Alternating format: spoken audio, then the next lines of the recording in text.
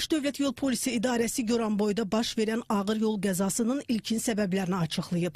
Hadisə rayonun Səmədabad kənd ərazisində baş verib. İyunun 8-i saat 13 radələrində 73 yaşlı Səməndər Cəfərov idarə etdiyi VAZ 2107 markalı avtomobillə əks istiqamətli hərəkət zolağına çıxaraq, qarşıdan gələn həmyerlisi 86 yaşlı Şahbaz Qarayevin idarə etdiyi VAZ 2106 markalı avtomobillə toqquşub. Qəza nəticəsində Şahbaz Qarayev, eləcə də Səməndər Cəfərovun sərnişini Rıza Qasımov hadisə yerində ölüb. Sözü gedən yol nəqliyyat hadisəsi zamanı VAZ 2107 markalı avtomobilin sürücüsünün sükan arxasında yuxulaması ehtimal olunur.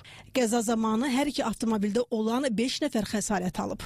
Xəsarət alanlardan ikisi Goranboy rayon mərkəzi xəstəxanasına, üçü isə Gəncə şəhər birləşmiş xəstəxanasının nəzdində olan Abbas Səhət adına xəstəxananın təcili tibbi yardım şöbəsinə yerləşdirilib. Faktla bağlı araşdırma aparılır.